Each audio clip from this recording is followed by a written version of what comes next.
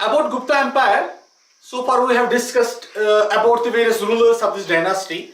Yesterday, I delivered a lecture upon its various powerful rulers like Chandragupta I, Samudragupta and Chandragupta II. Before them, I told you that there were two minor rulers in the form of Sri Gupta and Ghatakocha Gupta, who were its earlier rulers, but its real founder was Chandragupta I. I told you about him, that how he able to manage his affairs, how he consolidated his empire through the help of his policy of matrimony. उसने कैसे marriage alliances sought किए, and with the help of his Lichavi princess Kumara Devi, he was able to carve out a big empire for himself. How Lichavis came under his influence with the help of these matrimonial policy. Guptas, as I told you, they ruled from the present day Uttar Pradesh, Bihar and Bengal. UP का जो Prayag area है, आज का इलाहाबाद जो है, that was their main center, political center, and from there they carved out, they spread it towards the southern and the other portions of India, particularly under the successor of Chandragupta I, that was Samudragupta. About Samudragupta, I told you that he was a powerful and the greatest ruler of this Gupta dynasty. He performed the various sacrifices, Ashwamedha sacrifices. He adopted the titles like Parmeshwara, like Samrat or the Mahadiraja, which by which we can say that they believed in the divine origin of kingship. They believed that they were actually the gods which were dwelling on the earth, as Harisena has described Samudragupta as he was like a god who was dwelling on the earth. About Samudragupta, I told you that how he invaded the various kingdoms throughout the empire, throughout the Indian subcontinent. How he was able to bring South Indian states under his control. How he was able to bring northwestern India under his control. How he subjugated the areas in north and northeastern India. And thereafter how he, by virtue of his practical statesmanship, how he was able to give back to those people their kingdoms. And then they had he made them feudatories, he made them vassals, he made them feudatories, and they were given three conditions. Like they have to pay a yearly homage to them, उनको वहाँ पे आना था उसके court में एक बार, they have to pay a tribute as well. They had to provide the army as well to the center whenever there was a need to do so. अगर कोई जंग में जाना होता था, if there was a war or a battle, so they had to give army to the kings at the center. So these were some conditions upon which their sovereignty was taken away from them, and that sovereignty, the surrender of this sovereignty, was important part of this subjugation of this feudatory system, which was developed by Samudragupta. Then I told you that after Samudragupta there was one more powerful king. He was Chandragupta II. Chandragupta II, about whom I told you that he also utilized his marriage alliances. How he was a man with diverse tastes. He was a culture. He patronized art and culture. How he patronized the 9 gyms at his court, which is popularly known as the so-called Navratna. He maintained that Navratnas, among those Navratnas, Kalidasa was one Navratna, among others. How he patronized the Sanskrit language and literature. That is the important dimension of his rule. Then, how his successors, he was succeeded by Kumaragupta first. Then Kumaragupta was succeeded by Skandagupta. Those two were also the rulers of this Gupta dynasty, important rulers of this Gupta dynasty, but it was during their time period that the signs of decline started to occur in this Gupta dynasty. समझ आ रहा है आपको? ये मैंने आपको कल पढ़ाया था, तो just to recapitulate these things. Then how the Huns attacked Gupta Empire. Guptas, as you know, they were previously the feudatories, as has been said. जैसे मैंने आपको कहा था that their early origin, their early history is not known to us. Some are saying that they were the Vaishyas by origin, and they they generously donated various land grants. They donated villages and land grants to the priests, to the Brahmins. By virtue of that, they could legitimize their rule. Because Vaishyas were considered lower origin people, and by virtue of their association with the Brahmins, they could somehow managed to utilize that opportunity, and they legitimized their role. No one could challenge them once they brought the Brahman class into their this confidence. These Brahmins helped them in order to they helped them to rule conveniently to those parts wherein they ruled. Okay, so some important cities like Prayag, present day Allahabad, Saket, then Ayodhya. Saket is known as Ayodhya as well. So these were the regions. These were the regions which were the core centers of this Gupta Empire. Besides the other these feudatories, besides the other subjugated dominions, वो आपको मैं administration में पढ़ाने जा रहा हूँ. ठीक है? So remember this information. Now I will tell you about the administration of Guptas. How they were able to carry on their administration, how they were able to rule over this empire. It was all possible only with the help of this administration. What was their administrative setup? वो हम इसमें देखेंगे आज के topic में. So today's topic is, first to begin with, it is the administration. It's the administration of the Guptas. About the administration of the Guptas, it was as usual, as is the case with every important dynasty, it was as usual the king. It was the king who was the head of the state. The Guptas believed in the divine origin of kingship. Divine origin. As I told you, Harisena, the author of the Allahabad Prasasti, which is related to Samudragupta. Harisena has described Samudragupta as the god dwelling on earth. Harisena has stated that it is actually the form of God on the earth who is ruling over the people. They believed in the divine origin of kingship, and this king was the supreme head of the state. He exercised all the legislative, executive and the judicial functions. There was no practical check upon his powers. Okay? This king assumed the various high sounding titles, like he was known as Samrat, he was known as Parameshwara, he was known as Mahadiraja,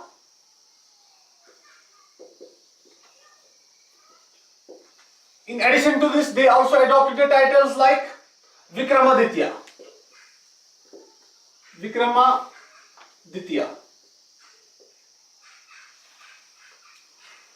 Okay. Vikramaditya, they adopted these high sounding titles, and sometimes the queens also bear the influence upon the state policies.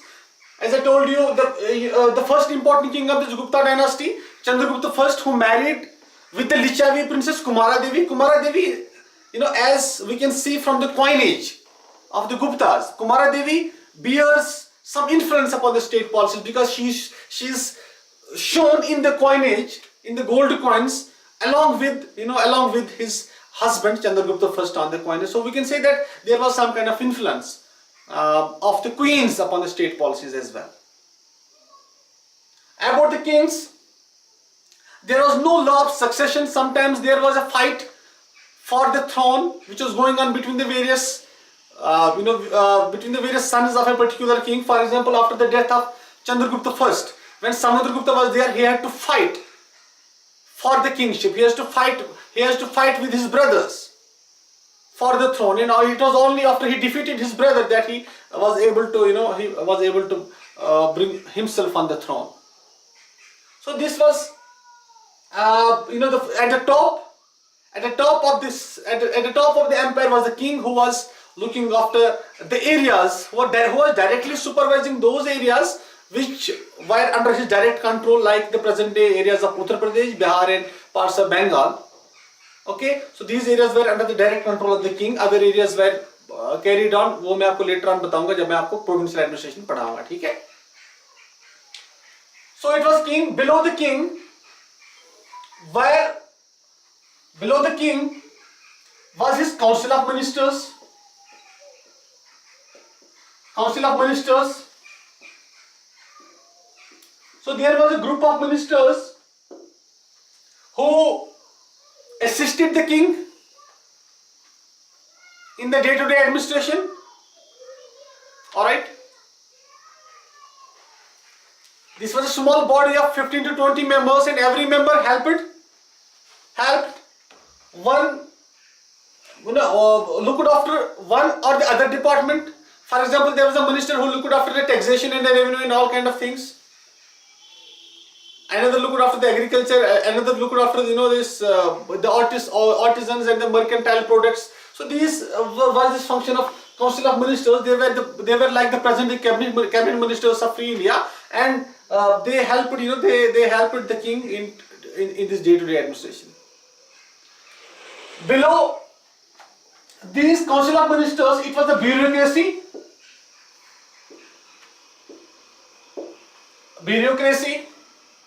Bureaucracy जो हम आज भी देखते हैं हमारे जो हमारे civil servants वगैरह होते हैं, तो जैसे आप बनने जा रहे हो सिविल सर्वेंट्स, तो this bureaucracy it helped in the execution of policies. There were some prominent officials. Okay, there were some prominent officials. Although they carried on, these Guptas carried on the administrative institutions which were there on prior to them. These Guptas carried on those administrative practices. No doubt they made some additions. Some important officials in this bureaucratic lineup which were there during the Gupta Empire, they were Mahamantri. Okay, a Mahamantri. Then Mahamantri, there was Mahapratihara, Mahapratihara, Mahapratihara. You had Mahadandanaika.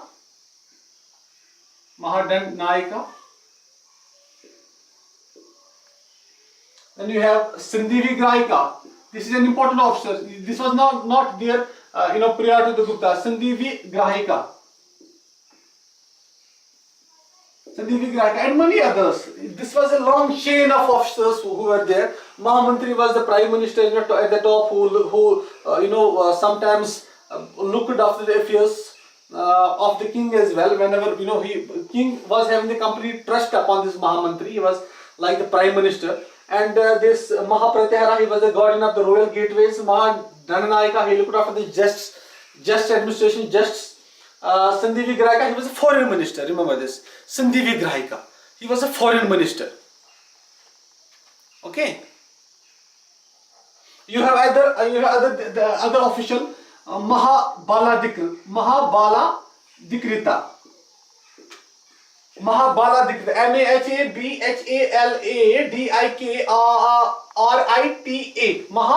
Dikrita. He was looking after the cavalry. You can say that he was heading the army, Mahabala Dikrita, during those times. So there were various other officers during this Gupta Empire. These were the main ones which you need to remember for this, from the examination point of view. So after this, after this bureaucracy, then you have this. You have the if you are going to mention anything about the army administration, remember one important point, that is that when you compare the two powerful dynasties of the ancient India, जो मैंने आपको इससे पहले पढ़ाया Mauryan dynasty, अब मैं पढ़ा रहा हूँ Gupta dynasty, there is a difference, one big difference.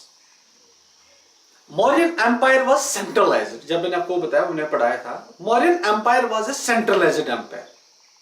Gupta Empire was decentralized empire. Now there is an important historian on ancient India. That historian is known as D.N. Jha. Dinanath Jha. D.N. Jha. This D.N. Jha is saying that Guptas actually relied upon the army which was supplied to them by the various feudatories. In a sense, he is saying that they didn't maintain their own centralized army. They were dependent upon the army, upon the provincial governors. And whenever there was a need for the army, they used to supply that army to the king, and that army was utilized for the war purposes. Okay, so this is an important, this mention which has been provided by Dr. D.N. Jha. About army, you can remember that it was infantry, cavalry, and elephantry, which were the important components of this army under the Guptas. Guptas, as I told you, they had under their control the rich, fertile area of Ganga, Yamuna, Doab, the areas around the fertile tracts of Ganga in the northern India. So they could utilize, the main income of the Guptas was the land revenue. They could utilize the revenue.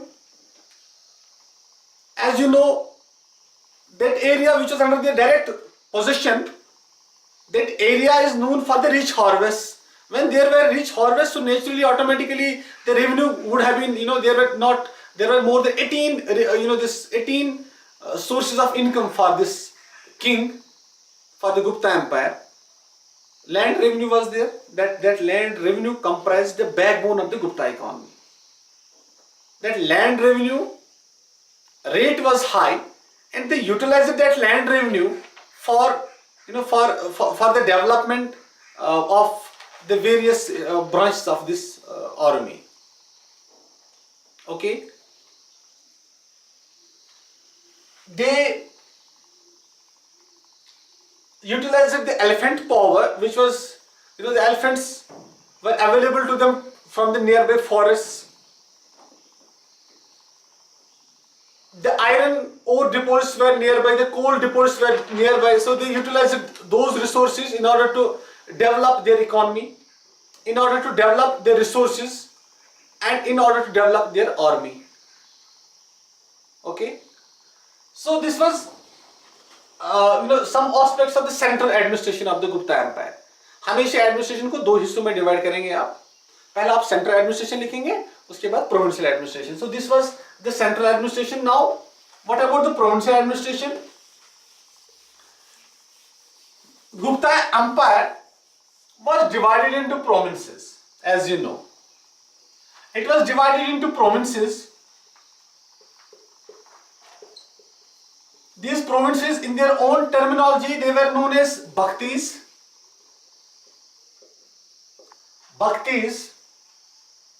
And these Bhaktis were headed by an official who was known as Uparika. Uparika, Uparika. So these were, their empire were divided into present, like we have states nowadays who are headed by the chief minister. Same was the case with the Guptas. The Gupta Empire was divided into provinces or the states, and every province was during those times known as Bhaktis, and they were headed by the official called as Uparikas. Then these Uparikas, these provinces, like we see during the modern times, they were divided into districts.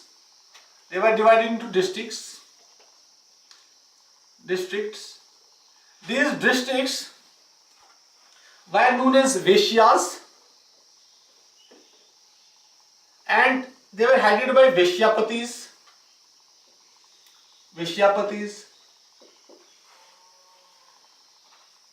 Okay. At the lower level, there was a village,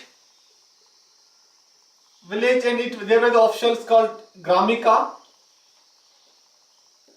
and panchayats, village panchayats, who carried on the day-to-day affairs of this administration at the bottom level.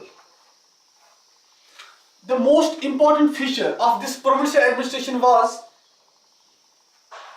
the decentralization aspect. Decentralization aspect. Now, what is this decentralization? If you are to define the decentralization, you are saying that the power which was given away to the local bodies, their opinion was sought on the various important affairs of the administration, and after they were consulted, the various policies and the various decisions were taken. Let me give you an example. At the district level, as district was headed by Vaishyas, at the district level, there was a board. There was a board for administration. That board was known as Adhikarana. Okay, there was a board. There was a board who was looking after the administration at the district level. Same was there at the village level. Okay, that board comprised of the various officials, both from the administrative side, जो official side से कुछ officers थे वो उसमें थे ही थे, लेकिन who else were there in this board? One important official who was there, it was Nagara Shresthin. Nagara Shresthin.